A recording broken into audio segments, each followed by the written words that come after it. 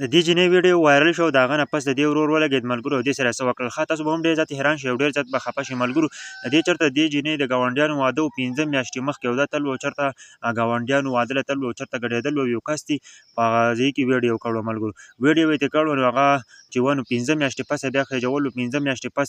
وایرل شو ملګرو نو دا ورور د خپل ملګرو سره ناست دی که نه د ملګرو سره په یو ځای کې ناست دی ګپ شپ لګوي موبایل یې راغوستی اکثر خلک په یو ځای کې ناست که نه ملګرو نو خلک د خپل ملګرو سره ګپ شپ لګوي او زندګي تېروي موبایل اوس هم راواخلي چې کله هغو کسانو موبایل یې راغوستی دی موبایل لاړی جوسته کې په ټیک ټاک کې ورته یوه ویډیو راغله چې دې جینۍ ویډیو ورته راغله او دا ویډیو وګوري ملګرو نو هغه ورور رسېده راپاڅي او ورور هم ډېر زیات غوسه شي که نه چې څنګه زما د خور ویډیو راغله هغه ته اوس پته ولګي چې دا زما د خور ویډیو د ملګرو د شپې 9 بجې چې ملګرو د کور ته راغی چې کله کور ته دا راشي که نه خپلې خور ته اواز وکړي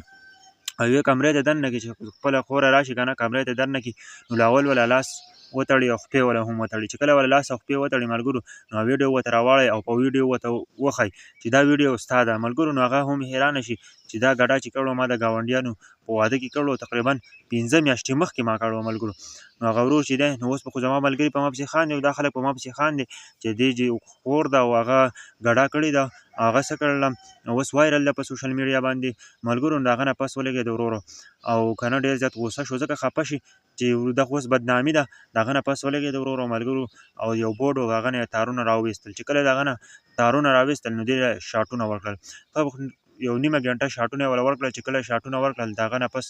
ولګېد ملګرو او یوه چاړه یې راواخیسته چاړه یې راواخیسته خو په هغه هم نه کېدله که نه خو بیا په جیب کې ورسره تومانچه ورسره و تومانچه یې چې راویسته که نه د دې جینۍ نه یو خړس پورته کړو که نه او ایسته کې ویشته د هغه نه پس چې دی نو دا لږ د خپل کور نه وتښتېده لرې چېرته لاړ خو بیا هم پولیسان ولګېدل او دا لږ یې راوسته او ګرفتار یې کړو ملګرو زما ټولو ته خواست یار په دې ویډیو کې ډېر غټ عبرت دا دی ملګرو چې چېرته هم ودونه یې نو کوشش کوئ چې له اول خو دا ګډا دا پالتو سیسټم پکې خو د سره کوئ مو که بیا هم کوئ که نه نو داسې کار کوئ چې چېرته هم